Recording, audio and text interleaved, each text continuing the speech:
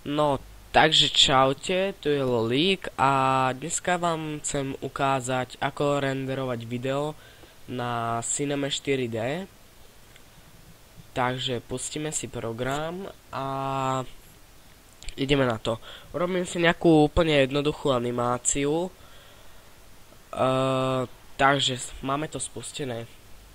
Dáme si objekt, gulu. A hneď si môžeme ukázať, ako sa robí animácia, že proste nám táto gula vybuchne. Takže klikneme si sem, ako som už urobil, vyberete si túto gulu, tam čo je. Tak, tuto segmenty si dáme na 50, nech to nemáme také hranaté. Tuto typ si dáme icosahedron, čudný názov, ale dobre. Tak, dobre. To by sme mali. Ešte farbu samozrejme si vybereme. Ja si dám takú krásnu, neviem ešte akú. Ja si dám červenú. Toto si dám určite že na 20%. Toto si vy nemusíte nastavovať, to si nastavujem ja. To záleží už čisto na vás. Či to chcete alebo nie. Tak. Super. Dobre. To stačí. Dáme si to na gulu. Uvidíme, jak to je. Krása. Dobre, máme prvý objekt. Ďalej si dáme toto. Podržíme Explosion FX. Zobrazí sa nám toto. Ďalej si dáme túto objekt a dáme si 0. To sú také osy, ako keby. Takže normálne, jak vo Windowse si označíme Explosion FX a gulu a obidve si vložíme do tých os, do toho 0. A môžete vidieť, že už sa nám tu rozletela celá tá gula. Tak, a keď neviete, po celom sa nám to rozletelo, to nechceme. A keď to chcete dať do pôvodného stavu, kliknete si raz na Explosion FX, zobrazí sa vám tuto. Tuto treba mať zaškrtnutý objekt. A tu máte, že time 10%. By ste mali mať asi. Tak my si to stiahneme a vidíte, že to sa už skladá naspäť takto. Na 3,5. Pravým tlačítkom na túto guličku. Animácia. Toto frame treba mať na 0. A toto add keyframe. Tak, to sa nám uloží a do tých, čo ja viem, do tých 50, nech nám to urobí takto.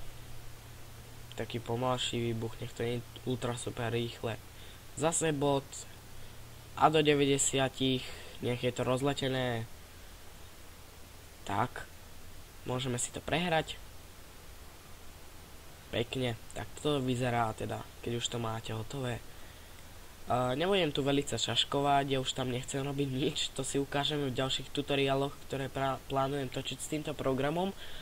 Takže si dáme už len... No. Áno, ako renderovať. Takže urobíme si... Toto už máme hotové. Ak kto nevie renderovať, zaškrtne si render. Tam si nájdete render settings, skrátka je na to CTRL-B, takže render settings, otvorí sa vám toto okno, tu si dáme output, toto, a rozlišenie si nastavíme vhodné pre YouTube, to je 1280x720 pixelov. Tak, toto je najdôležitejší from a tu. Takže from si dáme od 0 frameov, aby nám to nahrávalo, my máme 90, tak si dáme do 90 frameov. Kto má viac, tak si to nastaví podľa svojej potreby.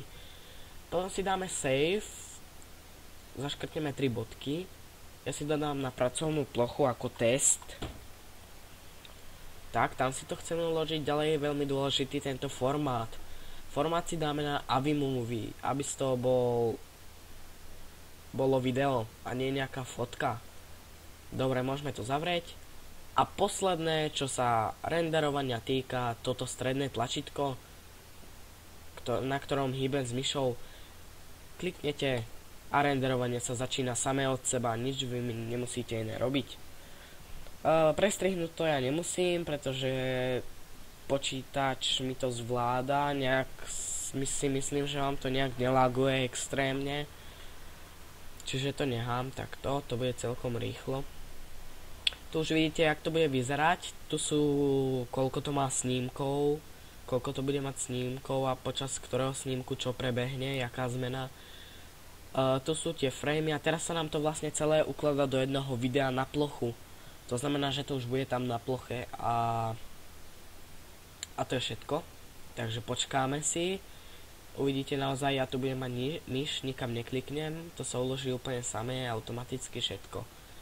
Tak, 90. Počkáme chvíľku. Raz, 2, 3, 4, 5, 6. Dobre, hotovo.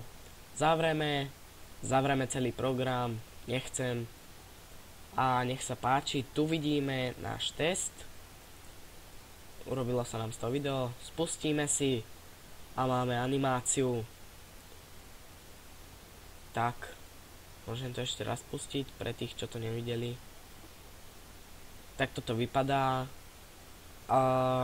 Samozrejme rozlišenie si môžete nastaviť hociaké, je tam aj Full HD sa mi zdá. Záleží podľa monitoru a či to chcete dať na YouTube alebo to chcete mať len tak pre seba, pre kamoša alebo tak. Tak, dík, že ste si tento diel pozreli, tento krátky tutoriál, dík, že ste si ho pozreli. Dúfam, že vám toto video pomohlo. Ak vám to pomohlo, dajte like, poprípadne odber. Určite budem pokračovať v tomto natáčaní s programom Cinema 4D. Ten program sa mi páči, už len kvôli tým animáciám a všeličo. Možno neskôr budem robiť aj nejaké tie videjka na Minecraft, tie animácie. A uvidíme, jak to pôjde, no. Tak dík, že ste si to pozreli, uvidíme sa pri ďalšom videu a čaute.